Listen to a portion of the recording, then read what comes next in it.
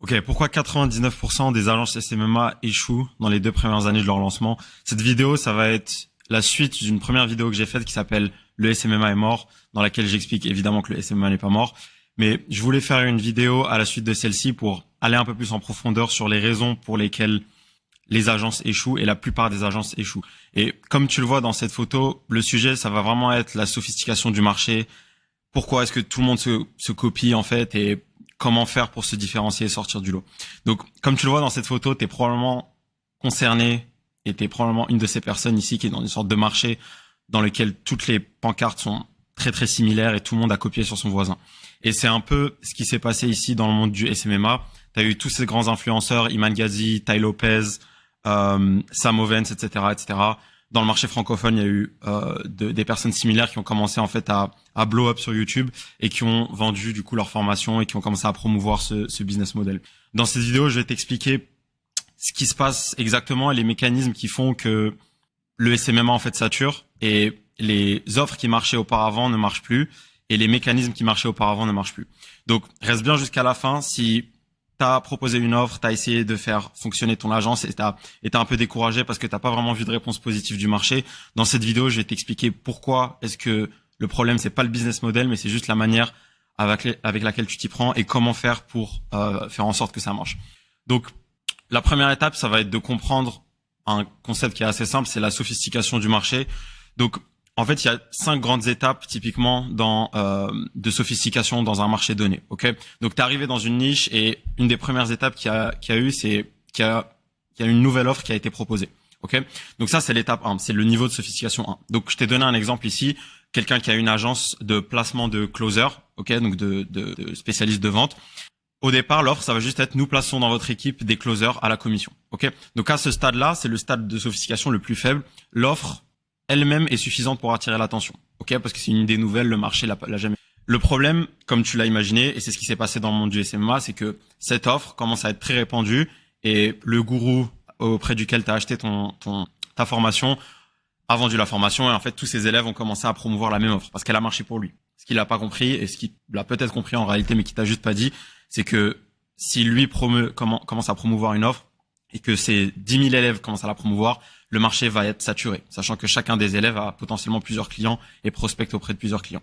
Ok, donc ça c'est la première étape.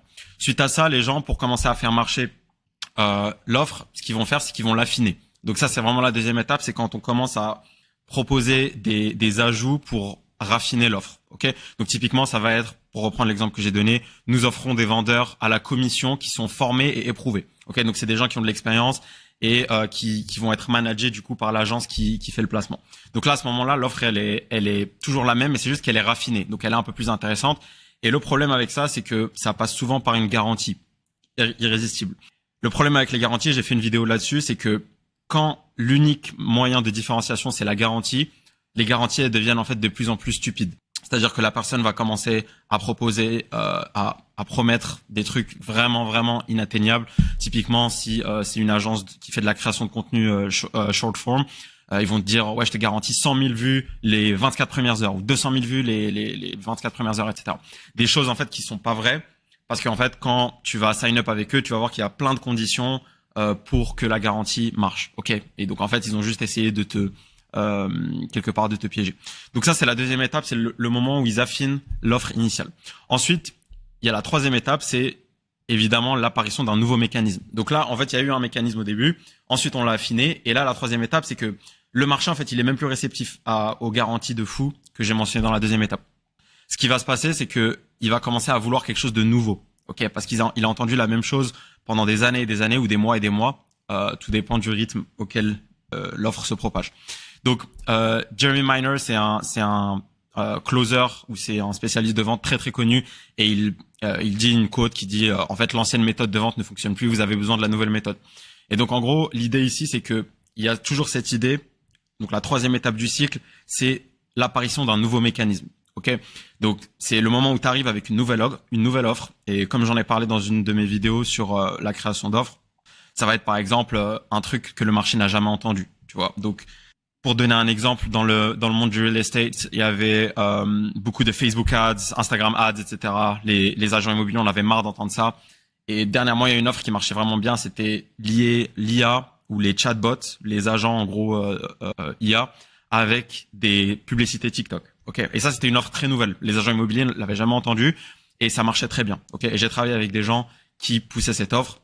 Et en fait, le côté très nouveau en fait a fait que ça a juste hyper bien marché parce qu'on était dans cette étape-là de d'apparition d'un nouveau mécanisme. Ok. Le problème, comme je l'ai mentionné dans la première étape, en fait, c'est que bon, c'est une nouvelle offre et au bout d'un moment, elle va se répandre parce que les gens vont remarquer qu'elle marche bien. Les gourous vont commencer à la promouvoir dans leur chaîne YouTube, dans leur formation et on va arriver au même problème, c'est-à-dire la saturation. Quatrième étape, évidemment, c'est la même que la deuxième. En fait, ça va être la nouvelle méthode, mais en mieux. Ok. Et donc là, à ce moment-là, le nouveau mécanisme va être poussé à ses limites. On va ajouter des garanties, on va le raffiner, on va ajouter des petits trucs sur le côté, des bonus pour le rendre encore plus irrésistible. Mais encore une fois, il y aura toujours le même problème que j'ai mentionné en partie 2, c'est que les garanties vont être de plus en plus stupides et les gens vont commencer à entrer en compétition sur des choses qui ne sont pas pérennes en fait. En fait, ils vont commencer à proposer des promesses de plus en plus folles qui ne pourront jamais tenir. Et là, encore une fois, le marché va commencer à saturer parce qu'il va juste plus croire en ces promesses-là. Et ce qui nous amène à la cinquième étape, qui est celle dans laquelle on est en ce moment, en particulier dans le marché anglophone. Et je pense que c'est quelque chose qui commence à pas mal se répandre en France. Je dirais qu'en France ou dans le marché francophone, on est plutôt autour des étapes 3-4. Mais clairement, dans le marché anglophone, ce qui commence à apparaître, c'est l'étape 5 dont je vais parler. Donc là, ça va être une étape où, en fait, au-delà de l'offre, au-delà du mécanisme, etc., on va commencer à promouvoir une identification avec le prospect ou du branding. Ok. Donc c'est ça le personal branding en gros. Et là, en fait, l'objectif, ça va être de créer une connexion émotionnelle avec le prospect et lui faire le faire rêver par rapport à un certain statut qu'il désire avoir ou dans lequel il désire être et qui va vraiment et que le vendeur en fait va vraiment incarner. Ok. Et je vais te donner un exemple pour que tu puisses comprendre ça. Donc tu as Greg Gallagher qui est un coach très connu aux US, un coach sportif et en fait voilà son offre. Donc son offre c'est How everyday men are transforming their bodies in less than 12 weeks to look like shredded movie stars. Et donc là tu vois qu'en fait il fait pas de promesses de fou, il donne pas de garantie machin, mais c'est juste qu'en fait il te donne un personnage, une brand, là en l'occurrence du coup c'est une star de cinéma à laquelle t'identifier. Et il te met sa photo juste en dessous où il ressemble effectivement à un acteur parce qu'il a un corps, un physique de fou, tu vois. Et donc là en fait tu vois bien que ce qu'il fait c'est très différent, c'est qu'il t'amène à te concentrer sur l'identification et il t'amène à rêver si tu veux d'un état où t'es une personne d'un certain statut. Ok. Donc je sais pas si ça fait sens, mais en gros c'est vraiment l'idée de jouer sur les figures de haute estime que tout le monde connaît et d'essayer de te vendre comme la personne qui va faire le lien entre la situation actuelle du prospect et cette figure de haute estime. Et ça marche hyper bien et je suis sûr que je sais que Greg Gallagher il fait des ventes énormes actuellement avec cette offre. Et évidemment il y a tout le système YouTube etc. D'Instagram avec sa personal brand qui nourrit cette offre. Parce que tout tourne autour de ça. Lui, il représente et il incarne cette star d'Hollywood, même s'il en est pas une, et il t'aide à atteindre ce but-là, et c'est très crédible. Parce que, tout simplement, il joue vraiment sur tes désirs, etc., plutôt que de jouer sur des chiffres et sur une offre ou une garantie totalement irréaliste. Donc, ça m'amène à un deuxième point qui est très important, c'est les niveaux de conscience. Donc, en fait, là, on a parlé des différents niveaux de sophistication du marché, mais il y a un autre point, il y a un autre mécanisme en parallèle qui est le niveau de conscience. Donc, ce que j'appelle les niveaux de conscience, c'est en fait à quel point le marché ou le prospect à quel tu t'adresses est conscient du fait qu'il a besoin de ton offre ou pas. Ok. Et ça va faire sens dans la suite. Donc, le premier stade, c'est le prospect qui est hyper conscient. Ok, donc ça veut dire que le client connaît déjà le produit, les avantages, il sait qu'il en a besoin, il désire ce truc. Il a juste besoin que tu le rappelles. Il a juste besoin d'un petit push très rapide pour pouvoir acheter. Ok, donc là la stratégie à ce moment-là, c'est juste de mentionner ta brand ou d'avoir un rapide call avec lui, un rapide appel à l'action, call to action, etc. direct. Donc ça, c'est vraiment les personnes qui sont dans le tunnel, ils sont très proches du booking ou même de la vente. Ok, ils sont conscients, ils ont le désir et ils connaissent déjà le produit. Ok, donc là typiquement c'est quelqu'un qui connaît déjà les avantages d'avoir un closer à la commission, etc. Tu lui dis clique ici pour commencer et il va cliquer. Ok. Donc ça, c'est le premier cas de figure. Le deuxième niveau de conscience. Donc là, c'est le fait que la personne connaît la solution, mais elle n'a pas vraiment de désir.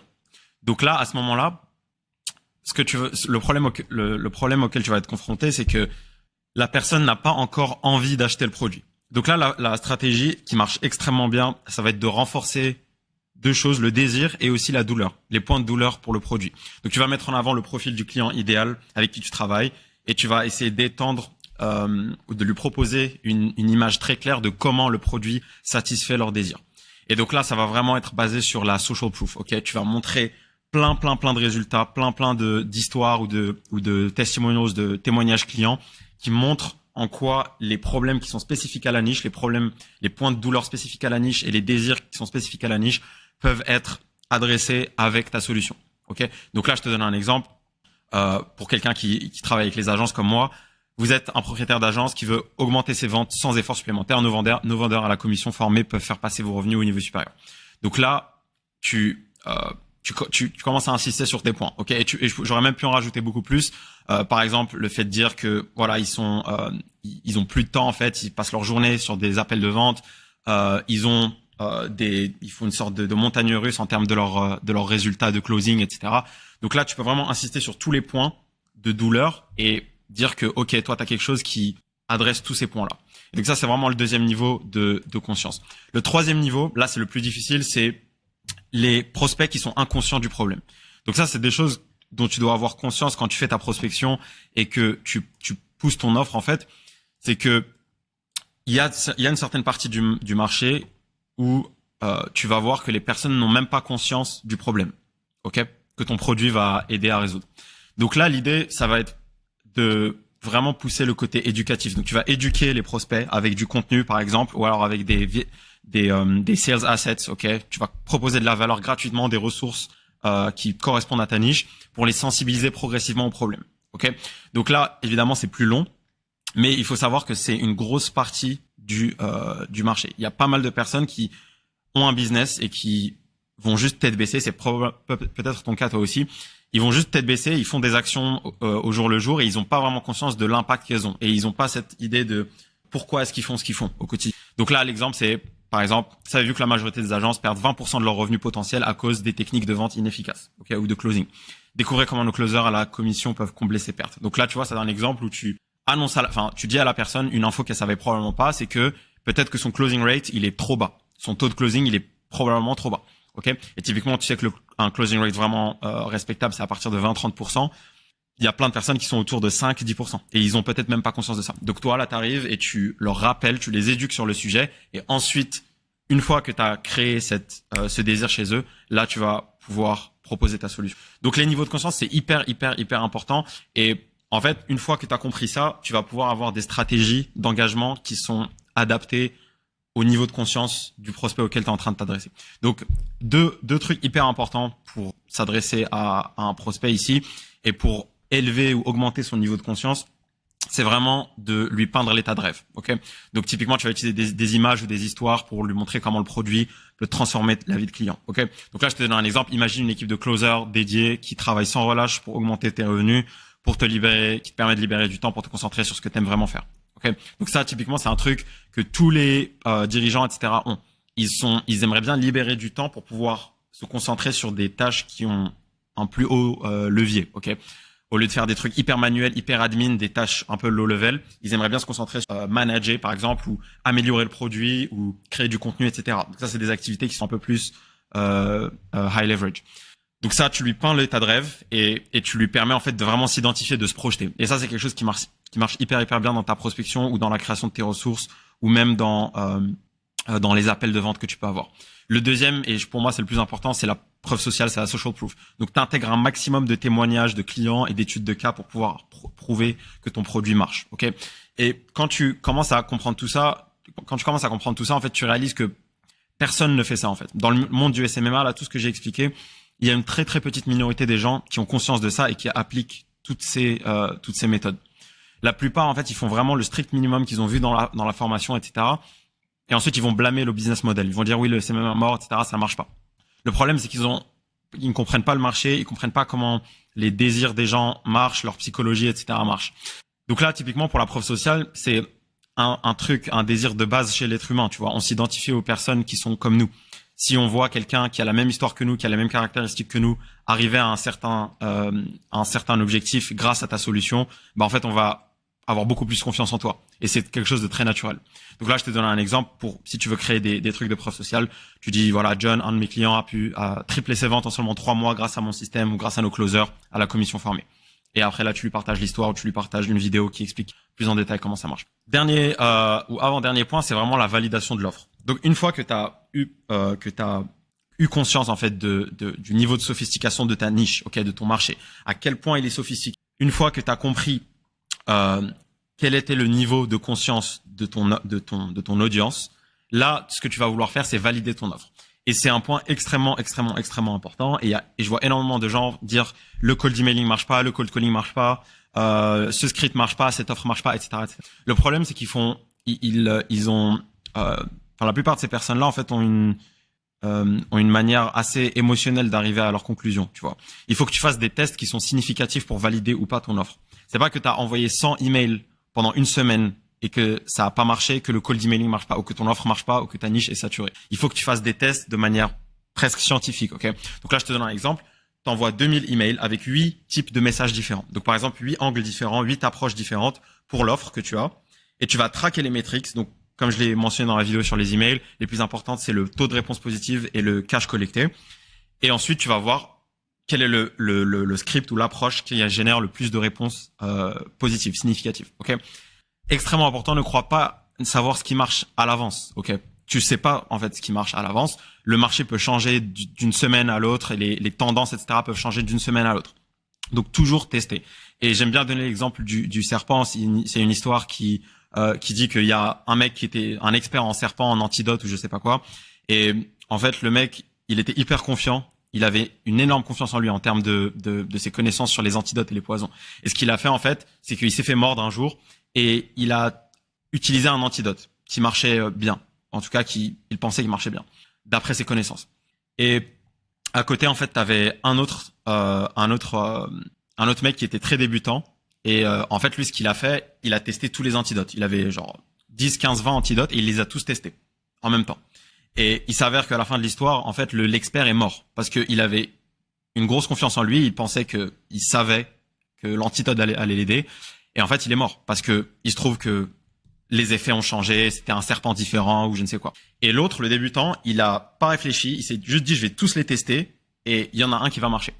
Et en fait, toi, tu dois avoir l'approche du débutant, même si tu es expérimenté. Et moi-même, je continue à faire ça parce qu'en fait, il faut que tu laisses la donnée, c'est ce que j'ai mis en gros là, te guider vers le succès. Il faut pas que tu aies une approche émotionnelle à tes décisions marketing ou même tes décisions business de manière générale. Il faut que tu traques les métriques et ensuite tu laisses la donnée te dire qu'est-ce qui marche effectivement ou pas.